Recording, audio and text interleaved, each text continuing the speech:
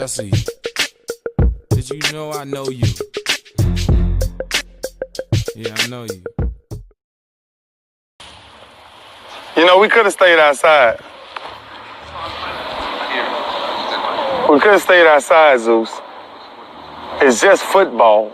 Lord have mercy. A little rain and we gotta come inside every time. A little hot outside, we gotta come inside every time. Man, we're gonna start being soft as bread pudding. I'm telling you, man. Football's supposed to hurt. Training camp's supposed to hurt. So when the season get here, it's easy.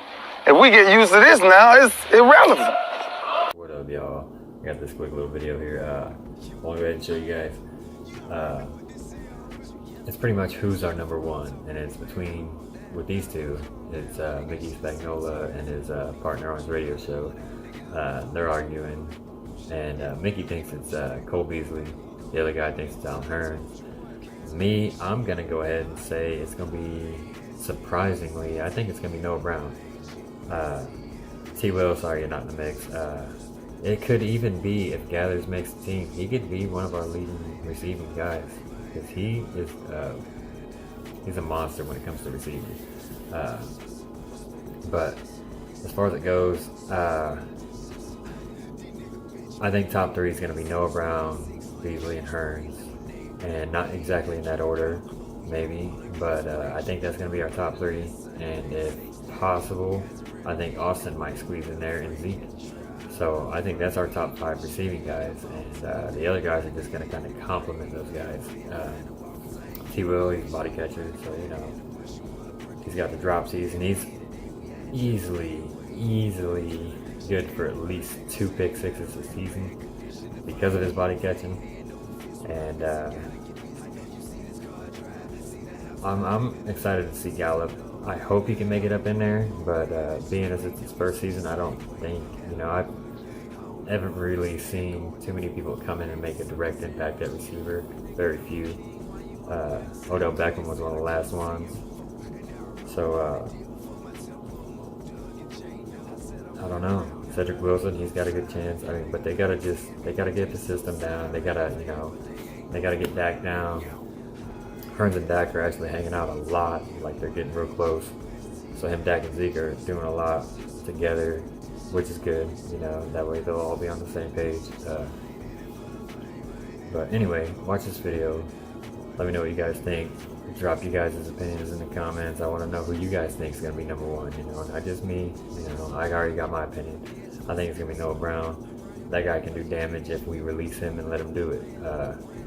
So, if you disagree, let me know. If you agree, let me know. If you want to see something else, let me know. That's it. I'm out. Peace. Welcome into the Academy Sports and Outdoor Studio. It's time for another point, counterpoint. I've got Rob Phillips, Mickey Spagnola. This is his first one, so I know you're ready, Mick. Absolutely ready. I've got a question for you guys right now, and it is who will lead the team in catches for this upcoming season? Mickey, you're first. This is an easy one.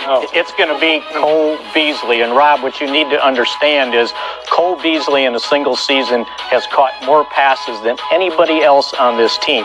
He had 75 receptions in 2016. 51 of those were for first down, led the team. And that was with Des Bryant on the field. He also had 22 on third or fourth down for first down. That led the team. So when you're looking for somebody to lead the team in receptions, I'll take the guy that had 75 catches in 2016. More in a single season than anybody else on this roster. Sounds pretty convincing. Those are great numbers, but you left a big one out. What's that? You tell me. Help me understand something. How many catches did Cole Beasley have last He year? had 36. Yeah. And how many did Alan Hearns have? Like 39? Well, that was a different system, and I think Alan Hearns is going to thrive in this system. Let me finish my point. So Alan Hearns, here we go. Alan Hearns is my guy, Linz, because I think they brought him in to be Des Bryant in that X-receiver role. Never mind the fact he can play all three positions for this offense. And I think as we saw the offseason workouts go further, we saw some connection going with him and Dak. Some deep passes down the sideline. For Cole Beasley to be effective, for your point to make sense, my point's got to take over. They've got to have somebody that can contribute and win one-on-one battles to get Cole Beasley open, get him effective. Defenses spent too much time taking Cole out of the game last season. Allen Hurns or somebody's got to step up, and I think it's going to be Hurns. And here's the bottom line on this whole deal, too, by the way. Ezekiel Elliott's going to be on the field. So teams have to worry about Ezekiel Elliott. That means no more bracket coverage on Cole Beasley like they did the end of that 2016 season. So he's going to have a two-way release. That linebacker can't cheat on Cole Beasley anymore because Ezekiel Elliott's going to be in the backfield. To your point, though, I feel like there was bracket coverage even when Zeke was there for the first 8 games of the season, though. So they were trying to take him out of the game, and I don't think, and that includes Dez. I don't know if other guys won their one-on-one battles enough to give him a break, to get off of that bracket coverage. I think Hurns can do it. He's the only guy on this roster that's had a 1,000-yard season. Now, it wasn't Jacksonville, and he does need to stay healthy. Right, and he hasn't stayed healthy, and I'll stay with the precedence, meaning Cole Beasley has led a team in receptions once before. He always has to. All right. Hey, if you catch these guys on a podcast, you got to do that as well for an extended version of what you're seeing right now. That